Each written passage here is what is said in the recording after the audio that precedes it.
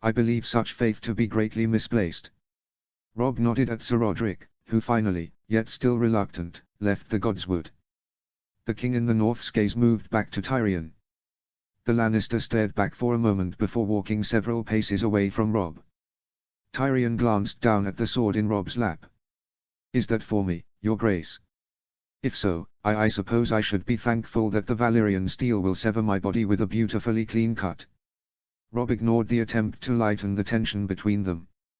"The last time we invited Lannisters into our home, they threw my little brother from a tower and crippled him. Guest rights were extended to you last time, but they will not be again.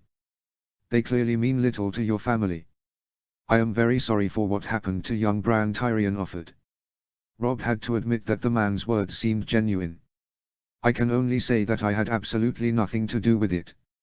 Names may be shared between kin, but that does not mean that we are the same, or that we agree with every action taken." "Fair enough," Robb conceded. Tyrion continued.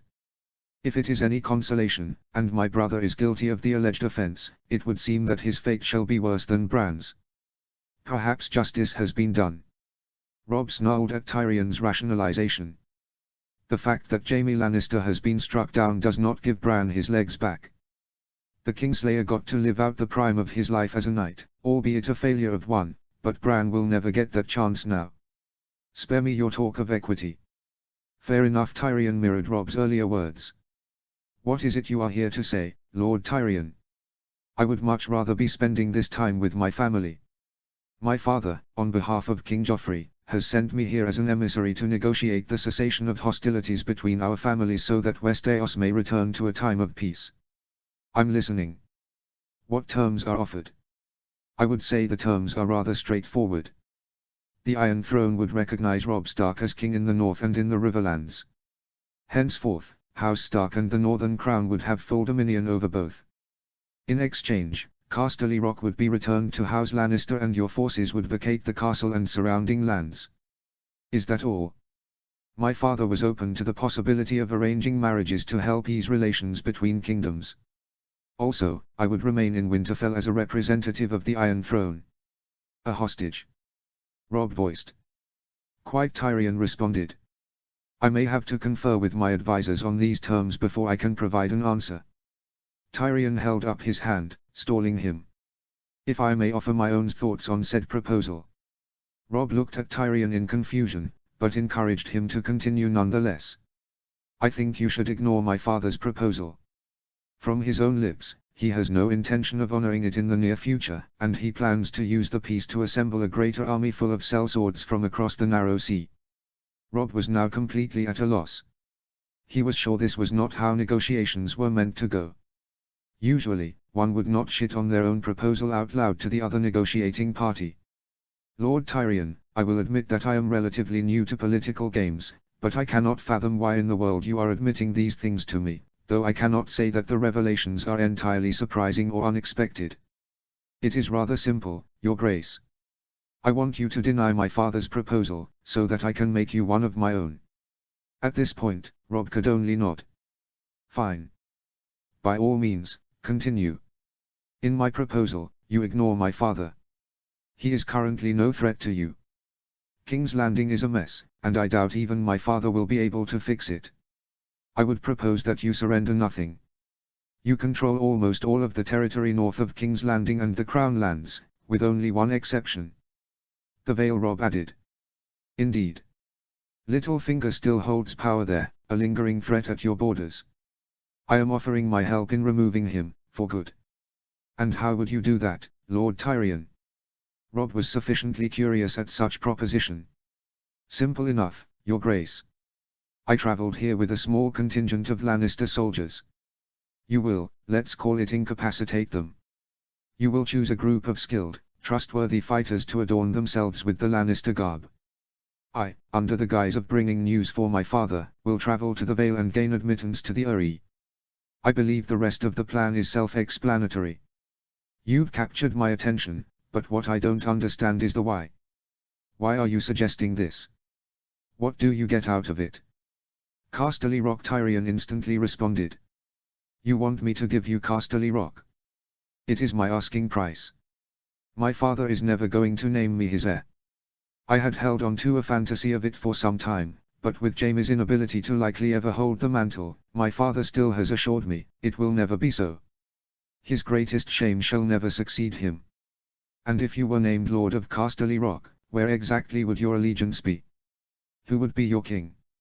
I would swear fealty to the king in the north. Casterly Rock would remain a part of your kingdom, your grace. I would likely require your assistance in easing the transition to me taking up the lordship. My father still has friends in the region who may need to be sufficiently gelded. Robb stood, placing the tip of ice against the ground while placing both hands around the hilt. He stared down at Tyrion. I cannot lie and say that your proposal is an unattractive one. But if you knew anything about Starks, it is family and loyalty are more important than anything. Yet here you are, betraying yours. How can I trust you, that you will not simply hand Casterly Rock back to your father? If there is one flaw with Starks, it is that they have a tendency to see things as either black or white. Tyrion answered. Things never tend to be so simple. By all accounts, Ned Stark was the best, most loyal of men, and yet he rebelled against a king his house had sworn loyalty to. There are no absolutes, King Robb. Every man has a tipping point, me included. You were born into a family who loved you, I was born into one that loathed my existence. I will not lie and say that I do not have a strong desire for Casterly Rock, and that it drives me, but I also know that so long as Joffrey and my sister rule in King's Landing, this world is all the worse for it. And I know the North is all the better with Robb Stark as its king. Robb sighed, his inner emotions dueling. The thought of getting his hands on Baelish was enticing. It also seemed that Tyrion was being truthful. There would be no other reason to disclose Tywin's plans. If he gave Casterly Rock back to Tywin in exchange for peace, it would be fleeting and the Vale would still remain in conflict. With Tyrion's proposal, there would be an undisputed block of territory that Tywin could not even hope to overtake. You've given me much to think on, Lord Tyrion. I must discuss these proposals with my advisors, but I shall have an answer for you with haste. I would not let the content of our conversations spread too far, Your Grace. There are always eyes and ears everywhere, even in Winterfell. I shall be discreet. Robb hesitated for a moment, then continued. Come, Lord Tyrion. You will be afforded more comfortable accommodations while you wait. You look like you may freeze to death before I return. That would make said conversation moot. Tyrion nodded. That is not to say there is not a certain beauty to this place. Just then, Grey Wind padded into view, a piece of game gripped in his teeth. Yes, let's go, shall we? I'd rather not be confused for a meal. XXXXXXXXXXXXXXXX. As Robb's lords had returned home to see to their families and their castles, Robb's inner circle had shrunken considerably for the time being. Gathered within his solar, Robb was joined by Margaery, Lady Catelyn, Sir Roderick, Maester Lewin, Sir Davos, Gendry, Daisy Mormont, Lucas Blackwood and Wendell Marndaly. He had also allowed Bran to sit in on the conversation. Robb had finished relaying Tyrion's proposal, and sat back in his chair, awaiting counsel. Are we truly considering this? Robb's mother questioned. The Lannisters have turned Westeros upside down, all for their own wants. How could we possibly trust Tyrion Lannister to be truthful? The man has nothing but a reputation for being a drunken lecher. I must agree with Lady Catelyn, Sir Roderick inserted. You already control Casterly Rock. It would seem Lannister stands to gain much more from this than we do. Neither of their opinions were unexpected. Maester Lewin? Robb inquired. The man was slightly more measured than his mother tended to be. There is truth in that Lord Tyrion's loyalty and reliability as a lord are serious questions, Maester Lewin stated. However, there are measures that may be taken to guard against such concerns, a permanent garrison in the Westerlands and overseers at Casterly Rock to mind the man's activities. That goes without question, Robb added. He turned to where Bran sat quietly in his chair. What about you, Bran? What would your decision be? Why would my decision matter? Because there may be a time when I am not present in Winterfell. Cregan is just a babe, so you will need to sit in my stead as acting lord. So, how would you consider Tyrion Lannister's proposal? Bran sat up straighter in his chair, eyes sweeping around the room. Our father always said that Jon Arryn was like a father to him. He rode south with father and Robert Baratheon to defend our family against the Targaryens. It seems wrong that we would not take the opportunity to free his house and our cousin from the control of the Lannisters, at the expense of returning Casterly Rock to their control." Catelyn interrupted. "If Tyrion was looking to double-cross us, why would he give away his father's plans?" Bran countered his mother. "There would be nothing to gain from it. He's a second son who has been looked down on his entire life by his own family. He likes to read and drink. He's not a fighter. If the choice is to live comfortably under Robb's rule as a lord, or stoke greater war under his father's boot, which one would you pick in his shoes?" "Well stated," Sir Davos spoke up. Robb smiled at his brother. He was pleased to see him with some confidence, something he had always been prior to his injury. "I agree with Bran. The Vale has fought with us, and if we have an opportunity to restore peace to their lands, then we owe it to them." Robb turned to his Blackwood protector. "Lucas, you will ride for the Vale immediately to relay this plan to Lord Royce. It is too much of a risk to send these plans in writing or by Raven. You are to have Lord Royce prepare his men to secure the Eyrie. He shall be defender of the Vale until our cousin comes of age." "I shall leave immediately, Your Grace," Lucas answered. "Provide support to Lord Royce until the Vale has been secured, then return back to Winterfell." "Yes, Your Grace." Lucas moved to prepare for his journey, but Robb placed a hand on his shoulder. "If Baelish is taken alive, I would have him returned to Winterfell with you." Lucas nodded. "Understood, Your Grace." As Lucas exited, Robb slowly paced. "We'll need to secure the Lannister soldiers quietly, in the cover of darkness would be best. Shall I prepare the men to seize them?" Sir Roderick questioned, already rising from his chair. "You can prepare them, but pick your best men. Impart on them the need for discretion, but hold within the castle until the deep of night. There may be a way to do this without causing a disturbance." "How so?" Roderick asked. Robb turned to Winterfell's Maester. "Would it be possible to add a concoction to several bottles of wine to aid the Lannister soldiers to have a very deep sleep this evening?" "It can be done," Robb Maester Lewin replied. "Good. Make sure to use something from the best of the stores. We need them to want to drink it, but I do not believe they will doubt Tyrion's ability to secure a fine vintage. Let's see this done." As the room began to clear, Robb knelt before his brother's chair, placing his hand on his arm. "You did well, Bran. You gave very wise counsel." "I'm not ready to run Winterfell," Bran lamented. Robb laughed. "I think you likely share that same feeling with every lord of this castle when the responsibility first fell upon them. The thing to remember, you are never alone. Listen to the advice of those around you. I'll do my best. I know you will when you are called upon, Bran. And who knows, I have not named a hand of the king. Perhaps in a few years, you will prove yourself worthy of the role." XXXXXXXXXXXXXXXXX. The two guards standing outside of Tyrion's temporary quarters stood aside and allowed Robb to enter. The diminutive man was seated, staring into the flames of the crackling fire. Tyrion looked up as Robb stepped in, his eyes narrowing at the two bottles tucked into the king's arm. "If you are here to poison me, then I would actually much prefer you use the giant sword to remove my head. Poison is much too slow and painful. I've never had much of a tolerance for pain." Robb sat the bottles on a table. "It's not poison, but you are not so far off. I believe you have me at a loss, Your Grace. This is for your men. Don't drink it unless you would like to fall into a sleep like you have never known." Tyrion seemed to suddenly understand. "Make up whatever ruse you must, but get them to drink it. My men will handle the rest." "So, I take it this means we have an agreement?" Tyrion questioned. "It was not a unanimous decision, Lord Tyrion, but I've decided to give you a chance to make good on your word. Assist us in securing the Vale, and you shall be named Lord of Casterly Rock, along with numerous other conditions and terms that are to be determined as I see fit." "As a king, that is your right," Tyrion acknowledged. "Not a king, Tyrion, as your king. Am I correct?" "You are, Your Grace." "Then bend the knee, Lord Tyrion, future Lord of Casterly Rock, but know that if you betray your oath, the North remembers." Tyrion slid from his chair, standing before Robb. Awkwardly, as his shortened legs would allow, his knee bent before his king. Chapter 40, Chapter 40. Chapter text. Jon's eyes cracked open as a rustling beside him disturbed his slumber.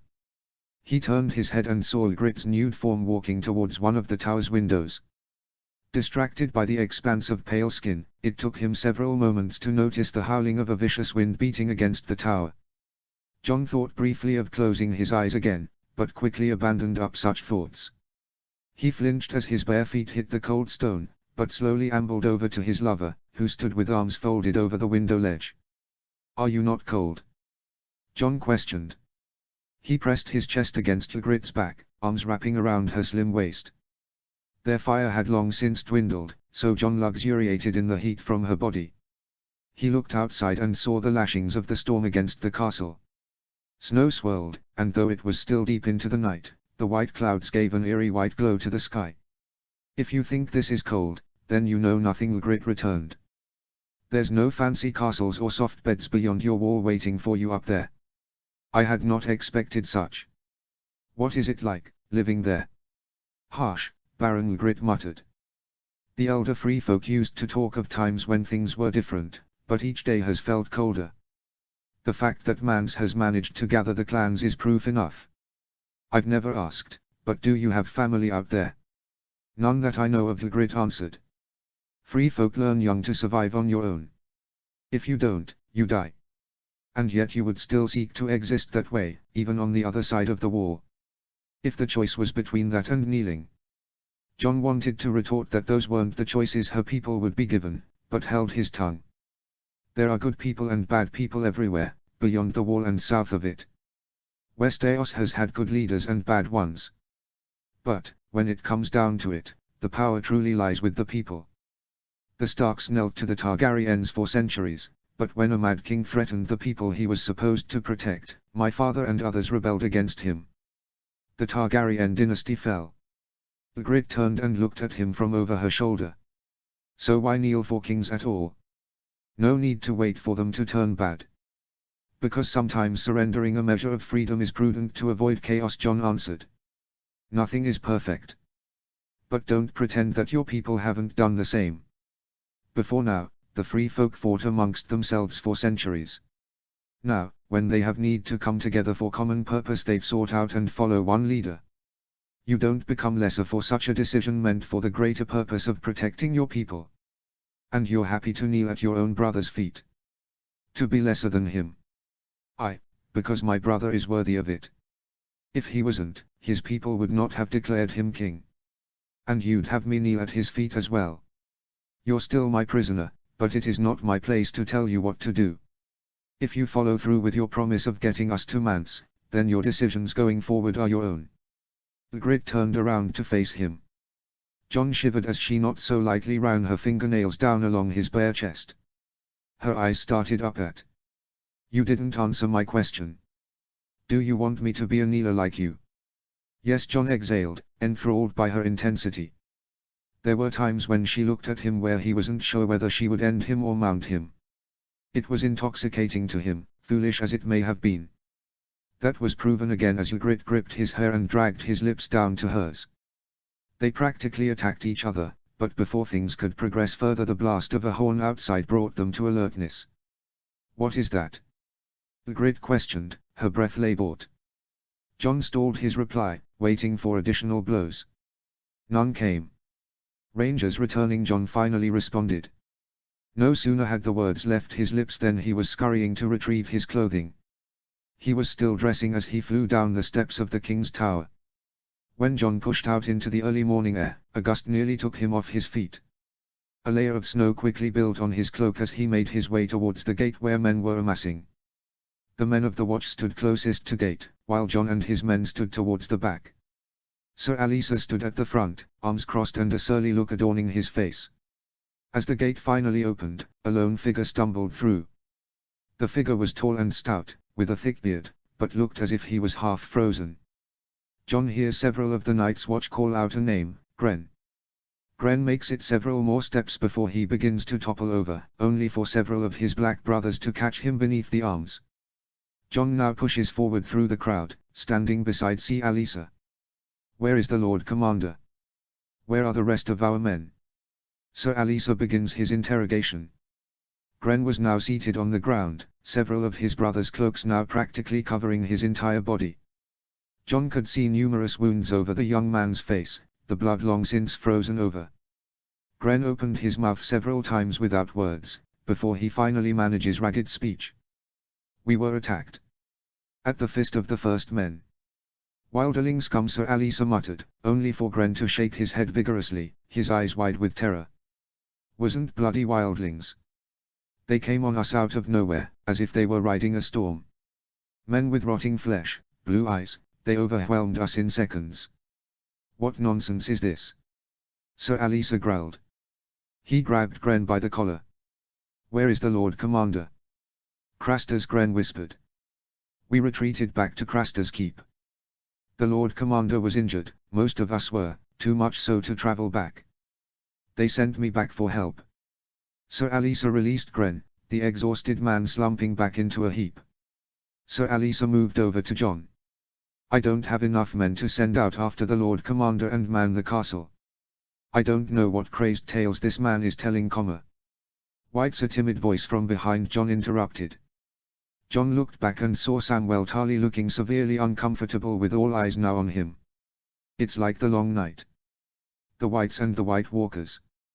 There are tomes in the library that speak of the longest winter and the battle against the Night King. Those stories are from 8,000 years ago, Tarly. There has been no recorded evidence of any such things in any recent history," Sir Alisa countered, his patience for Sam non-existent. "No, what it sounds like is worthless fighters like this one here got fucked hard by a bunch of wilding savages, got their Lord Commander injured, and now they are inventing fanciful tales to cover their shame." Sir Alisa Jon spoke up, trying to gain control of the situation. "Regardless of your feelings or anyone else's feelings on the nature of the attackers, it seems that the next steps must be the same. As you say, you don't have the manpower. I have a substantial force with me that I can take beyond the wall to secure the Lord Commander and the other survivors." "And what do you know about travel beyond the wall?" "You'll be lost in a matter of hours," Sir Alisa sneered. "We'll manage, Sir Alisa." Jon had no intention of explaining Ygritte and Tormund presence. "I'll leave some of my men here to reinforce the castle, just in case you have need of them. To be clear though, they are still under my orders, not yours. You're a jumped-up little shit, aren't you, Snow?" "My apologies, Stark," Sir Alisa challenged. "What gives you the right? My ancestors built this wall. They've manned it for generations," Jon argued. "Your Lord Commander asked for help, but I don't see anyone else standing here before you now." Jon did a turn, surveying the crowd. "Where is King Joffrey? Where is King Stannis? Where is House Thorne? No, it's the Starks and the North standing here like we have for thousands of years. Remember that, Thorne." Jon turned away from the boiling master-at-arms. He placed an arm around Samwell Tarly's shoulder and began to lead him away from the crowd. "The things you were talking about back there, I don't rightly know what to believe, but I don't think it would be such a bad idea to compile all the writings that you can from your library on such topics, Sir Alisa's opinions be damned." XXXXXXXXXXXXXXX. Robb sat in his solar, watching contently as Margaery sat on the floor beside a smouldering hearth, with little Cregan sat cradled with his back against her chest. Grey Wind was laying with his head against Margaery's knee, and both the wolf and Cregan stared back at one another, each seemingly fascinated with the other. Occasionally, Cregan's tiny hand would reach out for Grey Wind's nose, and the wolf calmly tolerated the curious pats. It was startling to see a beast that could rip a man's head off be so gentle with a babe. Arya had also decided to join them, likely avoiding some sort of responsibility she was to be tending to, and she sat with Nymaria's head in her lap looking on at her nephew. Robb was glad they had decided to break their fast in the peaceful solitude of their chambers. He instantly regretted having such thoughts as Maester Lewin entered the solar, clearly apologetic at disturbing their morning. "Apologies, Your Grace." Robb frowned. "Maester Lewin, you brought me into this world and I have known you my entire life. It is still Robb when we are in private, even when you disturb my morning meal. I shall endeavor to remember, Robb." The old Maester took a seat across from Robb, placing several rolls of parchment before him. Several ravens arrived with these this morning. One is from your brother. I thought it best not to delay. And the others? Rob asked, already breaking the seal on John's missive. One from Lord Marndale in White Harbour and another from Widow's Watch. Rob quickly read through John's message. There was not much to it other than he had arrived at Castle Black and was working to secure its defences, which was to be followed by an excursion beyond the wall to attempt to treat with Mance Rayder and to attempt to discover the whereabouts of the missing Lord Commander. What news of John, my love? Margaery inquired. Nothing unexpected, Rob stated, setting aside the parchment. He's arrived at Castle Black. He prepares to travel beyond the wall. Is such a decision wise? Margaery questioned. Are there not many dangers beyond the wall? But I trust John's judgment.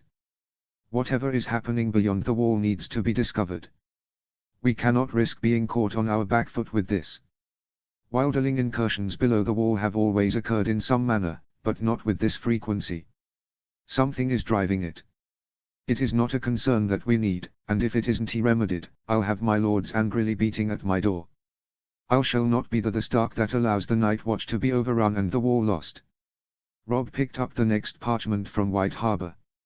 Lord Marndale has secured a commitment on a new trade agreement with a merchant from Braavos to acquire additional provisions for winter stockpiles. Gold and timber is the price, and he seeks House Stark's support in fulfillment of the contract. And what shall the king's response be? Maester Lewin asked, pulling a blank sheet of parchment from the pockets of his robes to make notations. Tell Lord Marndale that we shall commit to half of the price on both counts.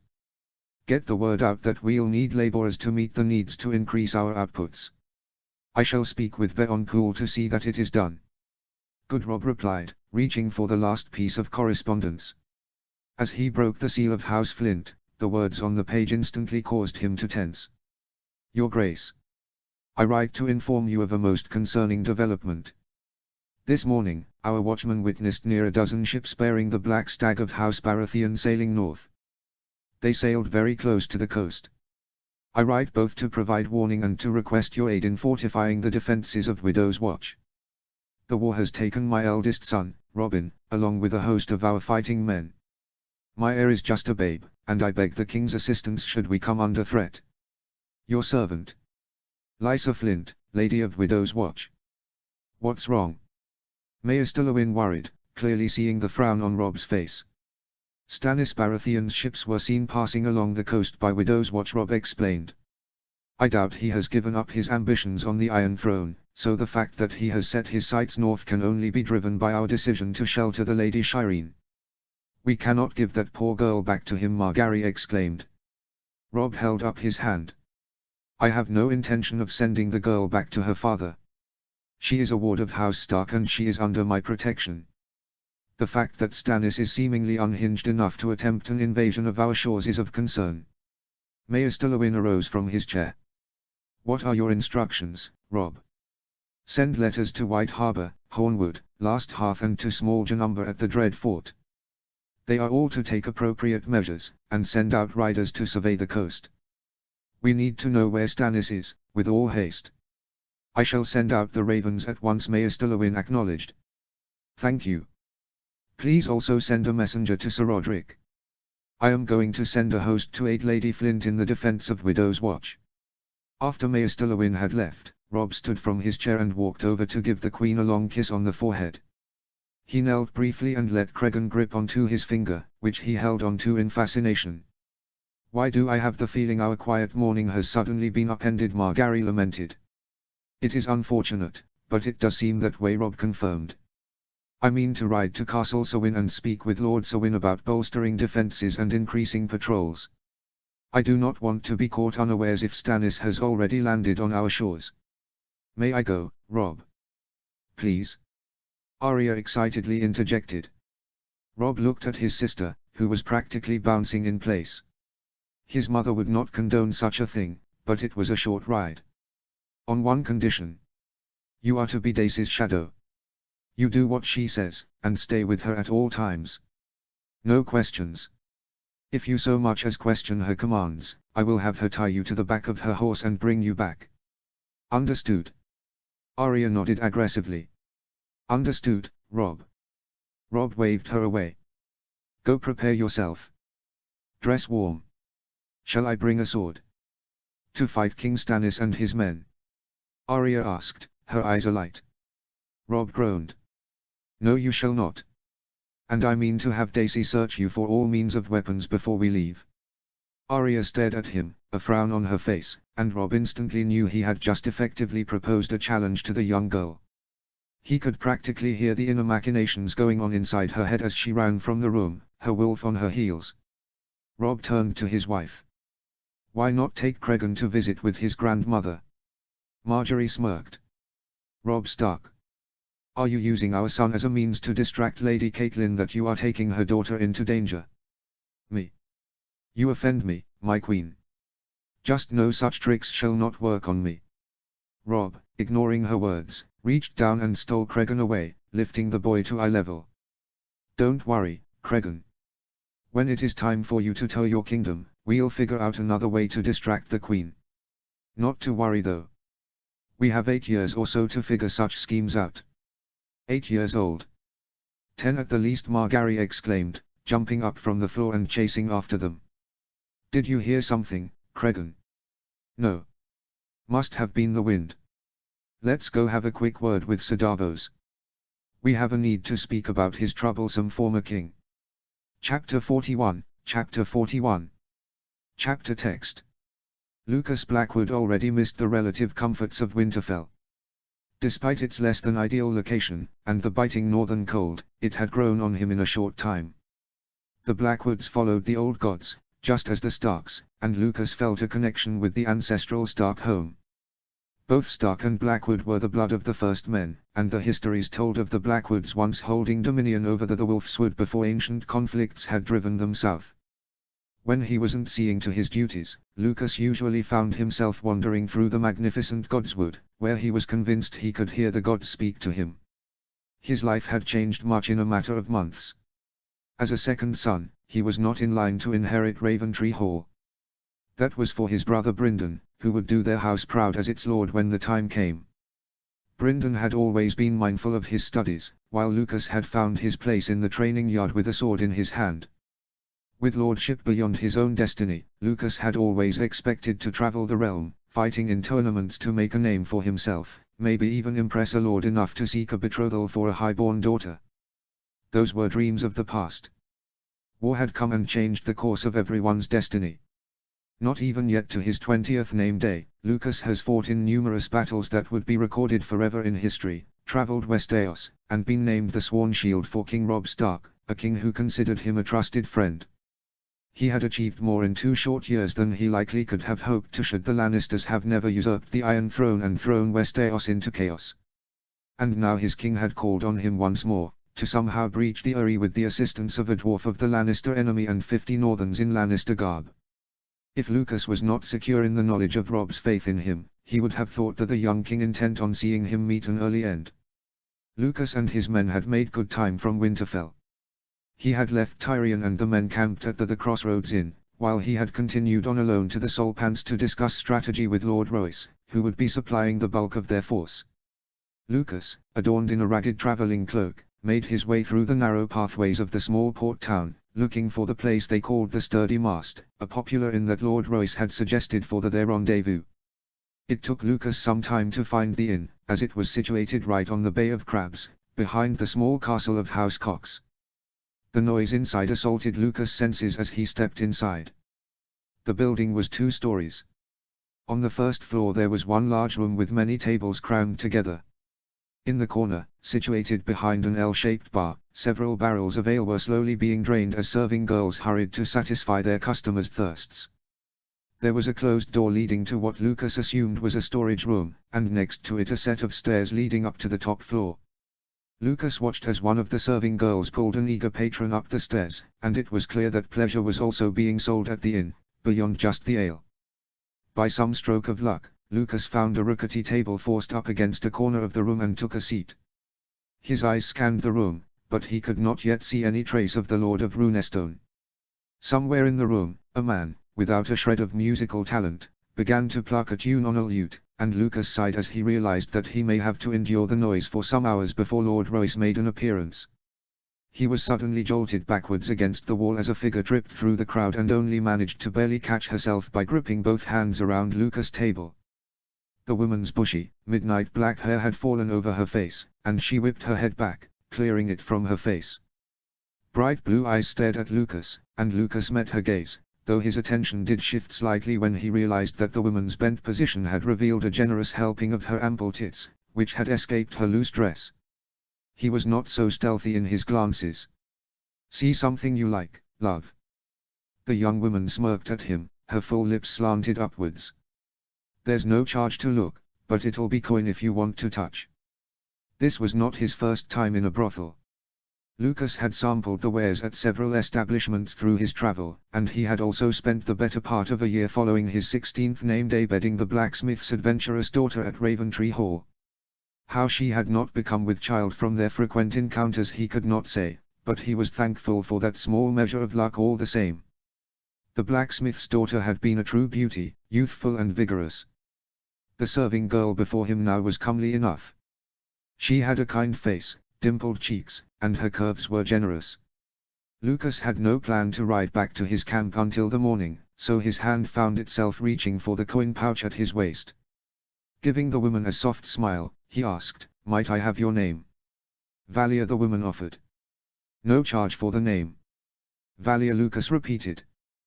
"By chance, are there any rooms available to rent for the evening?" "One is still available. It is a cramped thing though. Most of our patrons tend to be sailors. Once they've had their pleasure they sleep on their ships. It is of no bother. I've slept in worse places." Lucas reached into his coin pouch and pulled out 20 silver stags. He reached for Valia's hand and dropped the coins into her open palm. "I'm to meet a friend here this evening, but I'll have need of that room after."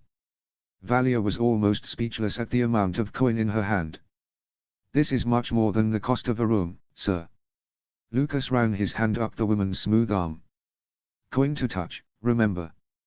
When I come up to my room I expect you'll be there already, keeping the bed warm for me."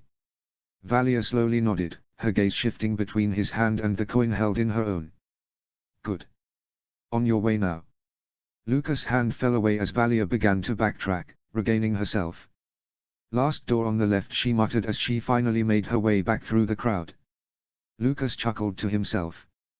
He was by no means a lecher, but he did enjoy the company of a woman. Given that he was about to undertake a dangerous endeavor for his king that might otherwise mean his death, he felt the indulgence warranted. He waited another hour before Lord Royce made an appearance. The man was likewise dressed to not draw attention, but the man towered over every other person in the room, so he was hard to miss. Lucas raised a hand, and Lord Royce pushed his way through the crowd to take a seat opposite him. Blackwood Royce greeted.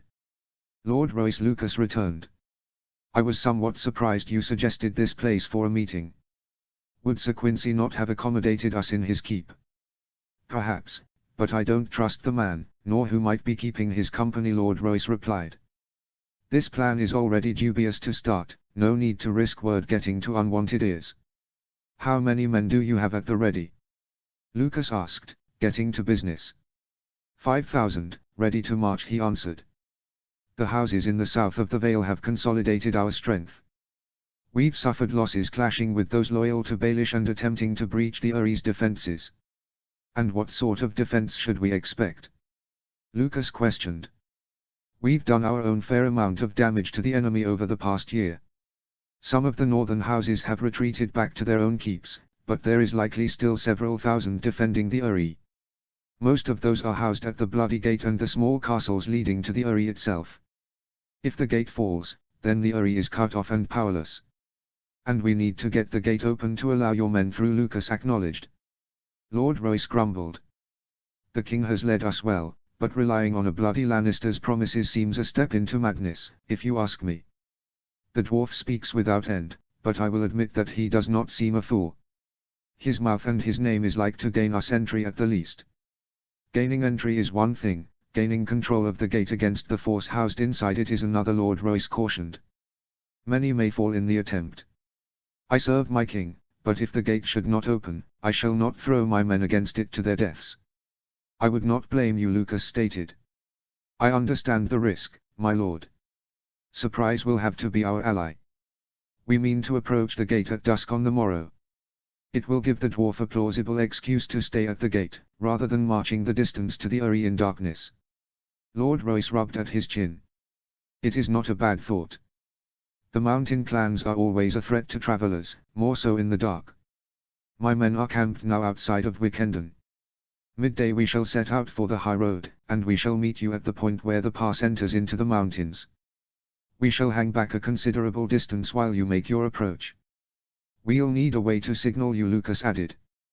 We cannot count on a flaming arrow, as it is possible there will be many littering the sky once we are found out. A horn blast, a series in quick succession, Lord Royce suggested. I can scrounge up a horn or two from somewhere, Lucas agreed. Good. I may have my misgivings over this attempt, but we shall be ready to do our part. Every day that Worm Baelish sits in the Eyrie is a continued slight to John Arryn's memory. What of Lysa and the boy? Lysa is King Rob's kin. Her fate shall be left to him, though if she was short ahead, no one would be bothered. The boy is feeble, I don't know that he shall ever rule the Vale, but a regent will have to be appointed in the interim. Lucas leaned over and patted the man on the arm. Help me retake the Eyrie and I shall put in a good word with the king, though I think your name is like to be at the top of the list regardless. Let's just see it done, Lord Royce muttered, getting to his feet once more. I shall leave you here then. Safe journey, Lord Royce, Lucas offered. The Lord of Runestone quickly disappeared back through the crowd. Lucas made sure the man was gone before he stood from his own chair.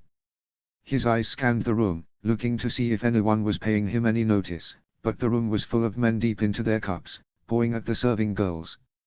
Lucas navigated the crowd until he was at the base of the steps.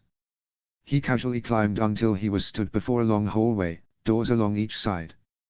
His eyes immediately focused on the last one on the left. He ignored the sounds of carnal pleasure emanating from the other rooms, groans and slapping of skin, as he walked. His hand pushed his own designated door open and his desire flared as he saw Valia on his bed, already fully bed for him. His eyes traveled from her large breasts down to her furred womanhood. She was thick-bodied, but Lucas had no complaints as his eyes finally found her own. I've kept the bed warm as you instructed, sir, she smiled at him. Her hand ran down her soft stomach until it nestled in the hair at her apex. Indeed you have. Lucas' cloak was already thrown to the floor as he stood over the bed. The short sword attached at the back of his waist was removed soon after. He stood over Valia, his hand moving almost on its own until it had a soft breast in its grasp. I'm going to fuck you like it is my last night in this world, because it very well may be. XXXXXXXXXXXX. Since the news of Stannis' presence had reached him, Robb had been lost in a seemingly endless attempt at preparations. The north was vast. Defending it from a southern incursion was a minor inconvenience compared to an enemy already within his borders. Lord Marndalis' ships from White Harbour had located Stannis' own fleet about halfway up the coast between Widow's Watch and the Dread Fort. The ships had been anchored just off the coast and the men ferried to shore.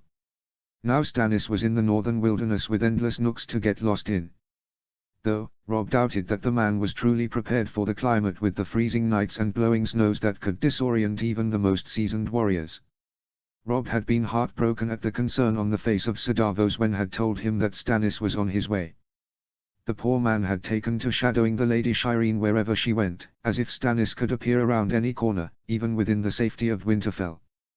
Davos had reinforced that Stannis was uncompromising. Once the man had a goal in mind, he was singularly focused on that goal. Stannis would not just dither, he would press forward either to success or failure, whatever the result might be. Robb was taking no chances with the safety of his family. He had set up defences along the King's Road to the north of Winterfell, to the east, and reinforced Castle Serwyn to the south. Patrols of horsemen were riding along the banks of the White Knife. Robb doubted that Stannis would march further north, as it would take him past the Dread Fort, Carhold and Last Hearth. Even if he traversed through Robb's Bannerman, he would then have to march south again 4 miles through the Wolf's Wood. No, Stannis would come from the south or from the east. Both south and east meant crossing the White Knife. If Robb's patrols caught Stannis mid-crossing, Stannis' men would be picked off by archers or ridden down by mounted soldiers before they could prove a threat. Robb himself was too restless to sit in Winterfell and wait for news, so he had set up his own command tent in the Eastern Defense encampment, where the bulk of his force was amassed. Reinforcements had been sent from Deepwood Motte and Barrowtown to strengthen their numbers. Given the amount of ships, Robb doubted that Stannis could field more than 3,000 or 4,000 men. Robb could pull more than just from around Winterfell, but numbers did not always predict victory. Robb sat in his tent with Gendry, Dacey, and Cleesewin at his table. They were indulging in cups of wine, having rowed along with one of the patrols along the knife that had proven long but uneventful. Robb sighed in frustration as his head rested back against his chair. "Something wrong, Your Grace?" Dacey questioned. "Besides the obvious," she added at Robb's pointed look. "I had hoped after we secured the Westerlands that there would be some measure of peace, but the gods seem set against such. I have Jon at the wall investigating wildlings, Blackwood in the east trying to take the Eyrie with the aid of a turncloak Lannister dwarf, and now we have Stannis Baratheon traipsing among our lands. My son's only just been born and here I am, leaving Margaery alone after having been parted already for months." "With respect, Robb, you should be home with them," Dacey countered. "We can see to the defenses just fine without you here." "She's right," Gendry added. "Things are in hand here. You can wait for word with your family just as well as you can here." "You've nothing to prove to your men," Robb, Dacey stated, her words passionate. "They've seen you march into battle with them on endless occasions, seen you bleed beside them. Go be a lazy king for once, lay with your wife and make another Stark. Is this your way of removing me so that you and Gendry may commandeer my tent and do sinful things inside?" Robb joked, his mood improved. "We don't need your tent for that." Robb was struck silent when he realized the comment had come from Gendry and not the Lady Bear of House Mormont. Robb howled with laughter seeing the normally reserved young man loosen up as well. "On that note, I think I'll take my leave," Your Grace, Cleesewin muttered, clearly uncomfortable at the turn in conversation. "Have a fine evening," Robb responded, smile still in place. As the Sewin heir headed toward the tent's entrance, a guardsman stepped inside impeding his path. The guard ignored Sewin and knelt towards Robb. "Apologies for interrupting, Your Grace. There's been a rider from Winterfell. A raven arrived at the castle." The young guard held up a rolled parchment. "Bring it here," Robb ordered. The guard placed the missive in Robb's hand and he immediately recognized the seal of House Hornwood. Robb broke the seal and read through the words multiple times to make sure that he had understood them. "What is it, Robb?" Dacey inquired, breaking the silence. Robb looked up at his friends, his mouth trying to find words. "Stannis attacked Hornwood. The castle is lost." "What?" Cleesewin shouted. "It says Stannis' Red Priestess walked at the head of his army and unleashed a wall of flame that engulfed the castle's defenders on the battlements. The castle still smolders along with the bodies of many inside." "Lord Harley's?" Sewin questioned. "Lord Harley's and his household managed to escape into the surrounding woods, but the castle is lost." Silence hung over them again. Robb paced the tent, the parchment balled in his fist. He suddenly walked towards the table and slammed the same fist so hard that the wood splintered around it, cups and parchment flying in all directions. "Call the banners," Robb softly stated, his breathing heavy as he started down at his bloody hand. "Which ones, Your Grace?" Dacey asked, all joking manner long gone. The king looked up, his eyes full of rage. "All of them," Robb roared, his voice carrying throughout the camp. Outside the tent, a direwolf howled along with his master. Robb Stark, king in the north, suddenly found himself looking through the eyes of his direwolf for the first time. Chapter 42, Chapter 42. Chapter text. Lucas shifted uncomfortably on his mount. The Lannister armor and clothing was not meant for him, and thus the fit was imperfect. The fact that he was wearing the golden lion across his chest emblazoned on his scarlet surcoat made it all the worse. Lucas had hand-selected the men to bring along on the journey.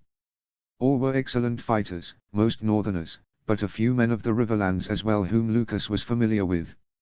Many of the northerners were rugged men by nature. They sported with long beards and shaggy hair to help endure the winter cold. With much protestation, Lucas had ordered the men to trim their beards and hair, to better pass themselves off as men of the Westerlands. Even Lucas, who preferred his shoulder-length dark locks to fly free, had tied his hair back. They had just entered properly into the mountains of the Vale after meeting briefly with Lord Royce and his men. The bulk of Royce's force was horse, which would enable them to converge on the gate with haste. Night was quickly approaching, and in the depths of the mountain pass, the darkness seemed to surround all. There was an unsettling quiet too, and Lucas found himself looking upwards for a trace of archers or mountain clansmen looking to fall upon them at any moment. He trotted his mount slowly beside the wheelhouse that sheltered the small Lannister lord. "You look tense." Lucas looked over and saw Tyrion staring out at him through the wheelhouse's sliding window. "Not without reason," Lucas replied. "You do realize that once we are inside, if we make it inside, that there is not much I can do to ensure your safety." Tyrion waved him off. "I have every faith in you, Blackwood. No offense, but that means little coming from a Lannister." "Some offense," Tyrion grinned. "Just think, if you lead us to success, your name will go down in the histories among the other heroes of House Blackwood. Hopefully I shall be alive to read them." Lucas looked up and got his first glimpse of the Bloody Gate. The pair of giant turrets towered up to the tops of the surrounding cliffs, connected by a massive bridge, below which was the massive gate. Lucas could not see them, but he knew that dozens of men were inside the towers with arrows trained on their approaching forms. As they grew closer, he saw men scurrying and forming up along the battlements on the bridge and atop the towers. The road itself narrowed as it approached the gate, forcing most of Lucas' men to fall behind the wheelhouse as it rolled to the front of their line. Who would pass the Bloody Gate? Lucas looked up to the battlements and saw the speaker looking down on them. His tunic was white, and on his chest were the 3 black ravens of House Corbray, who Lucas knew had aligned with Baelish against the other lords of the Vale. Lucas cleared his throat. "I am Sir Ryland, and Knight of House Westerling. We accompany Lord Tyrion Lannister, uncle to his grace, Joffrey Baratheon, King of the 7 Kingdoms. I am Sir Lyn Corbray, Knight of the Gate." The soldier introduced himself, drawing out his title with flourish. "What business does Tyrion Lannister have in the Vale?" At this point, the door to the wheelhouse swung open and Tyrion carefully but swiftly made his way down the affixed steps. The second son of Lord Tywine casually walked by Lucas, before practically throwing his head backwards to be able to see up towards the battlements. "Good evening, Sir Lyn," Tyrion greeted, his tone jovial. "I am on my journey back from the north. As you may or may not be aware, I was tasked as emissary for King Joffrey to discuss matters related to the ongoing war." "And what does that have to do with your presence in the Vale?" Sir Lyn inquired, clear distaste in his words. "If you were not aware, Sir Lyn, Robb Stark controls the entirety of the North, the Riverlands and the Westerlands. Lord Baelish and the Vale is the only place still loyal to the Iron Throne within hundreds of miles. I have need to speak with Lord Baelish regarding the negotiations with Robb Stark, and to get word to my father regarding the same, among other matters of importance beyond your station. I trust that House Corbray has remained loyal to King Joffrey and shall not turn away the King's uncle, who travels on urgent business at the Crown's behest." Lucas again had to hand it to the dwarf. He was a smooth talker and the Lannister knew it, if the small smirk on his face was not evidence enough. Sir Lyn had been put on the spot among a crowd. The seasoned knight bristled for several long moments before finally answering. "As you say, Lannister, we are loyal servants of King Joffrey. We shall allow you passage and escort you to the Eyrie." Tyrion smiled, clapping his hands together. "Splendid, Sir Lyn." Tyrion turned, as if to head back to the wheelhouse, but then spun back to the gate. "We have been traveling straight through since morning. Given the lateness of the hour, would it be possible to take rest within your walls for the evening and continue onwards to the Eyrie at first light?" "So be it," Sir Lyn responded, already walking away. Lucas inwardly cheered at the man's lack of fight. There was a sudden sound within the fortification as the winch began to turn to lift the steel gate. Lucas waited until the barrier was fully risen before he urged his horse forward. As he crossed into the opening of the passage, his eyes took in every detail before him. The Bloody Gate itself was wide, at least 40 feet.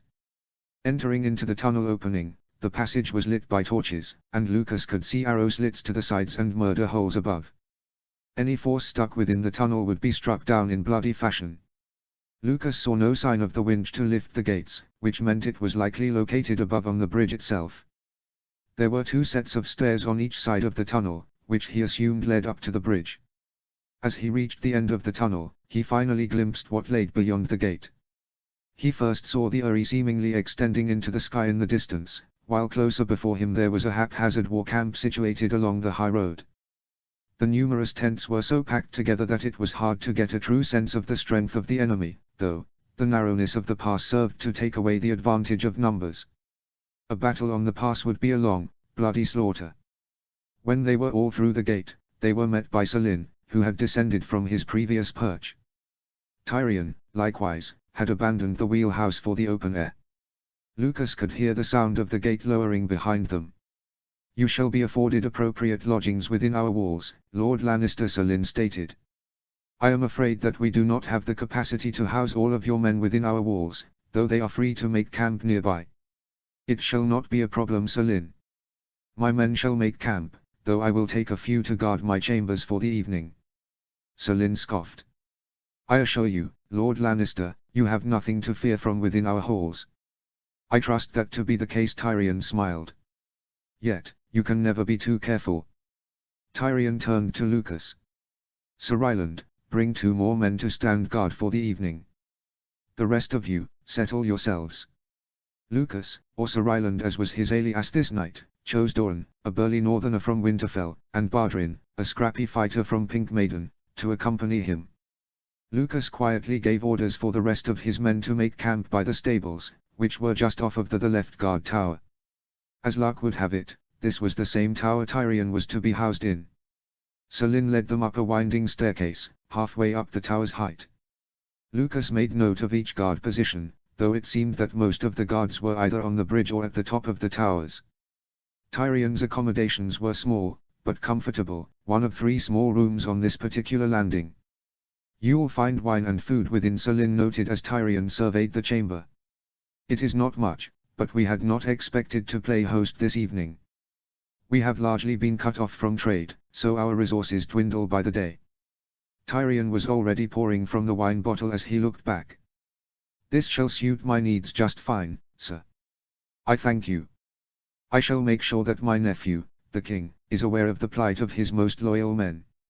"Rest well," Selin responded. "We shall make for the Eyrie at first light." The man turned away and made his back toward the stairs, leaving them alone. Lucas quietly shut the door. "Well, that went rather smoothly," Tyrion commented, sipping from his wine. "What now?" "You stay here and bar your door," Lucas answered. "We'll wait outside your chambers for some time while the camp begins to settle for the night. It will give us a chance to observe the movements of the guards within the tower. When we are ready, I will make my way back to our men outside and lead them into the tower. Doran and Bordin will dispatch the guards on my way down. We must take control of the bridge over the gate. It is where we will find the means to lift it." "It seems you have it under control," Tyrion commented. "I may simply drink myself to sleep and hope to wake up to good news."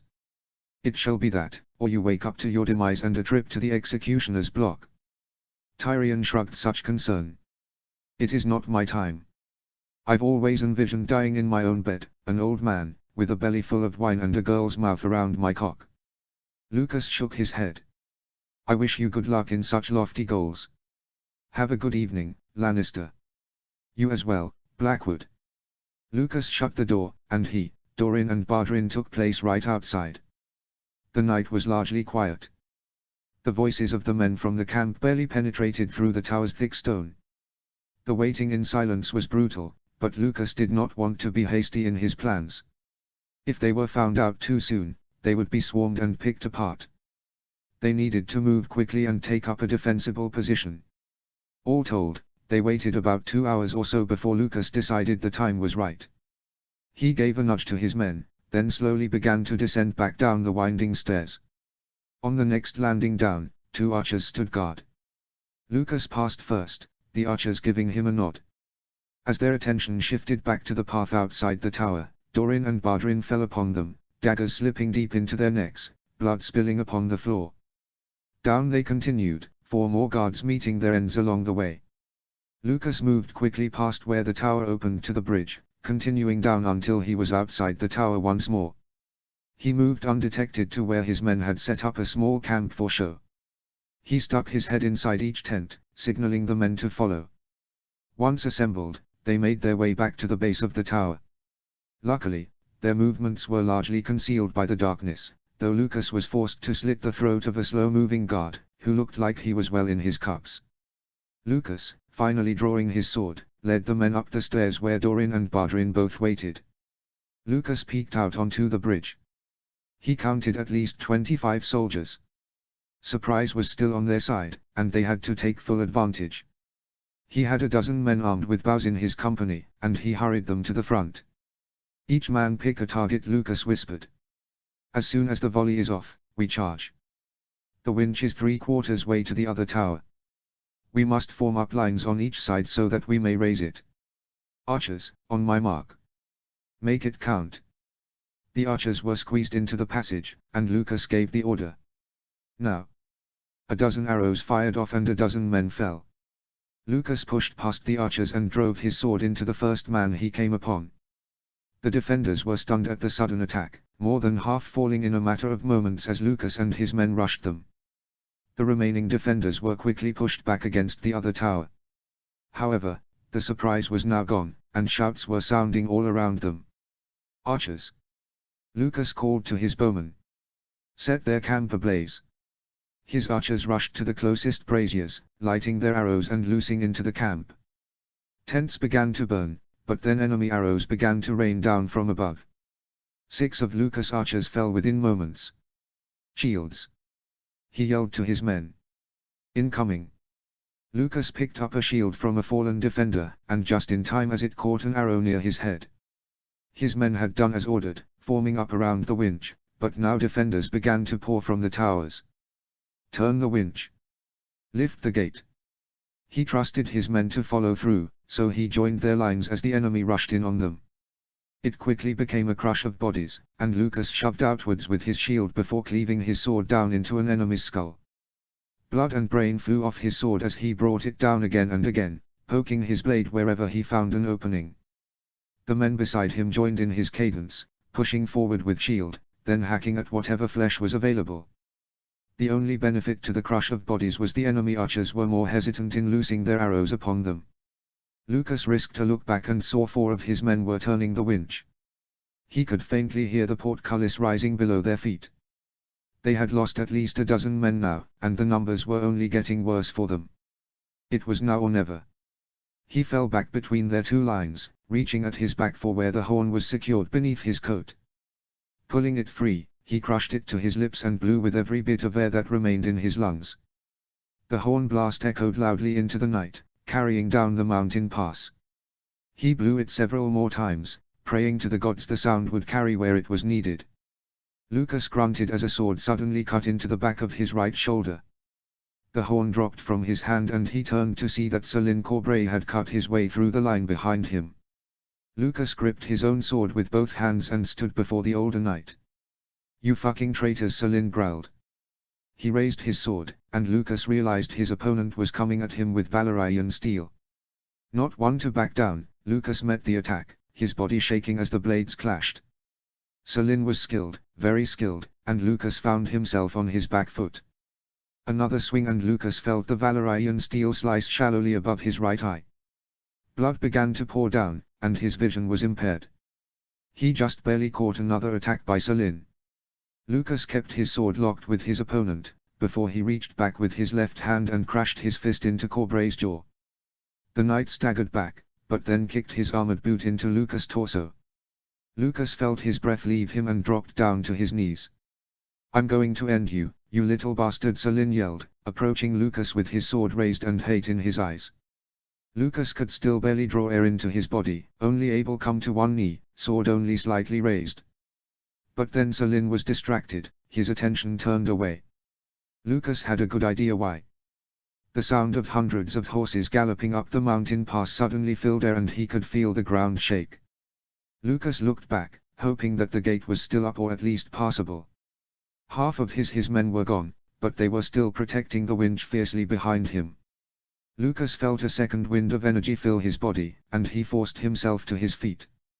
Corbray, only just recovering from the shock of the sudden incursion coming upon the booty gate he was charged to protect, lunged his sword sloppily straight at Lucas, but Lucas sidestepped, bringing his own sword upwards, forcing Selin's blade up towards the sky.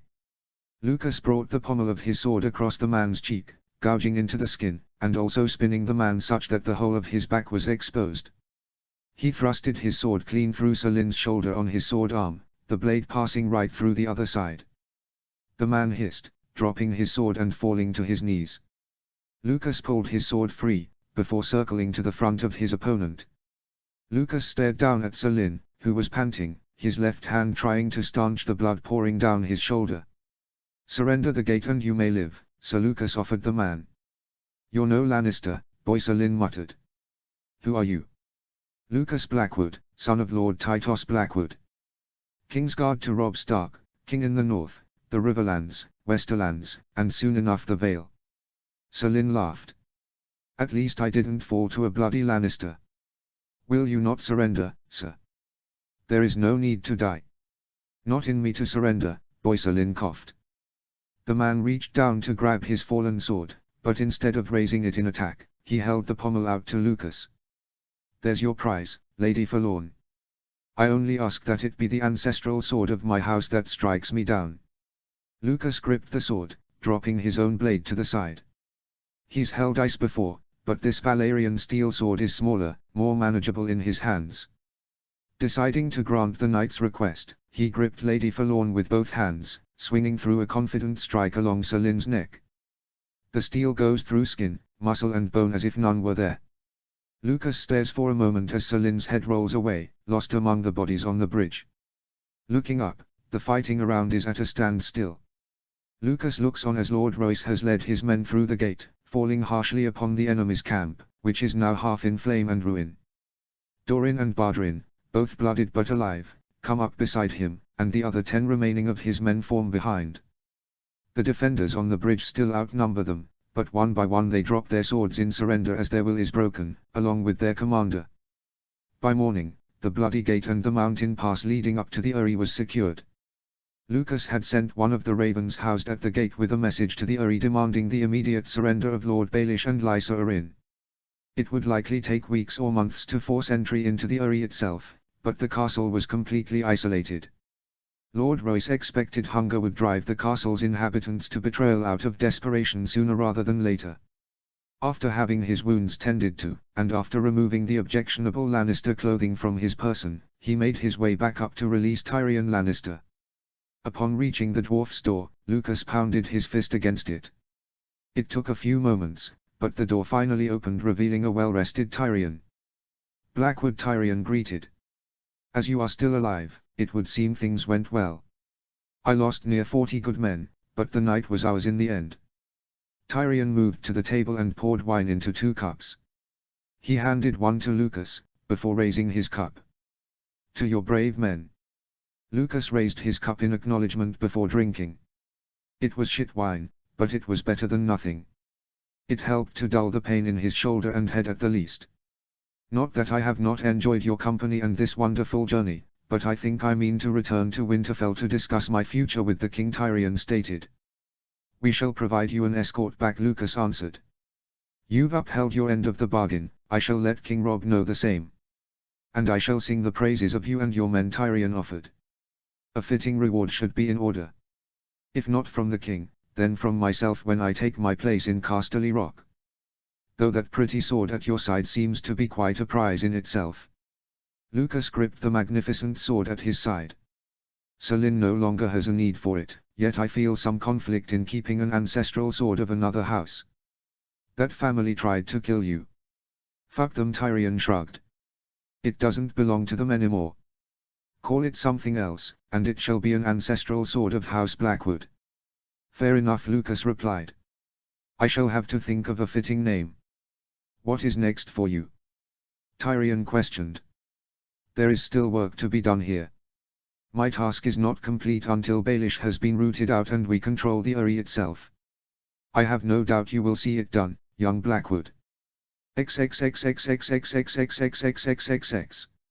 He had barely spoken since it happened. Robb Stark was at a loss to explain it. One second he was in his tent, infuriated, the next he was in Grey Wind. No, he was Grey Wind. It was as if he had pushed aside Grey Wind's consciousness and taken on the wolf's body. It had been both terrifying and exhilarating all at once.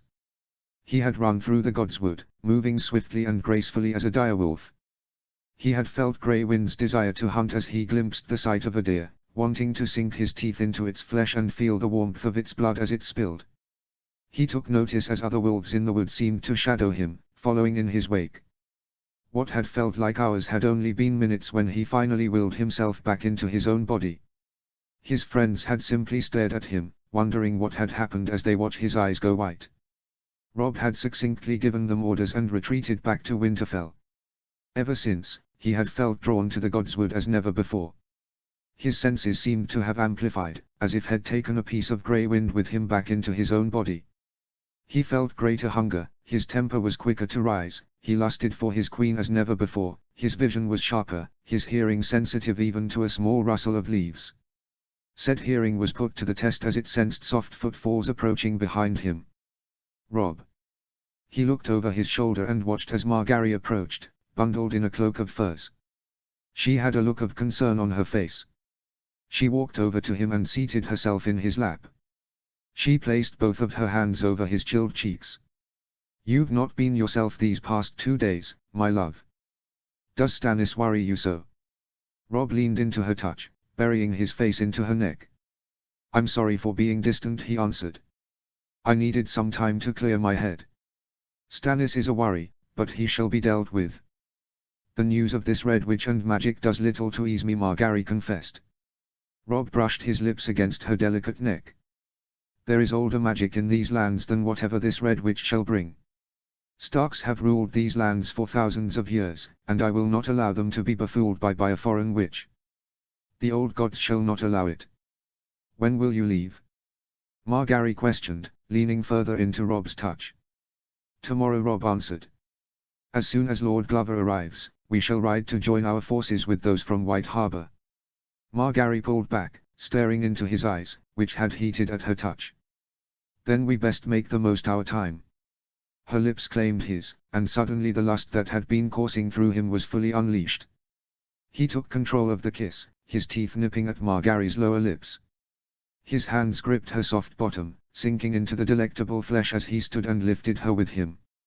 He stood for only a moment before he dropped to his knees and laid his wife into snowy forest floor, her thick cloak protecting her from the worst of the cold. Robb's hands disappeared beneath her dress, gripping onto her small clothes and impatiently tearing them apart. "Robb!" Margaery gasped, but Robb's lips silenced her, and she shuddered as his fingers fluttered over her heated center. Robb's other hand had already pulled down his own breeches, and suddenly his rigid length was poised at her entrance.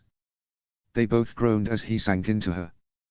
They made love below the great heart tree until both of their bodies were spent. They righted themselves quickly, lest someone wander upon them, but remained cuddled together. "Do you think we've made another prince or princess?"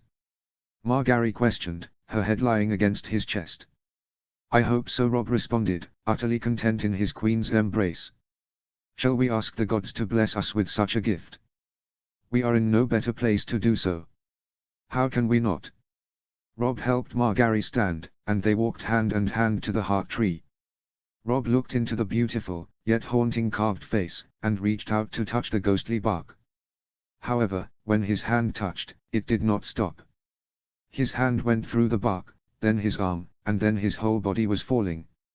Margaery was no longer beside him, and he was floating until he landed on solid ground, surrounded by swirling mist.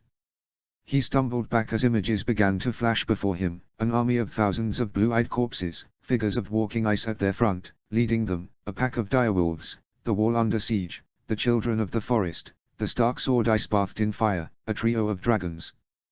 The end.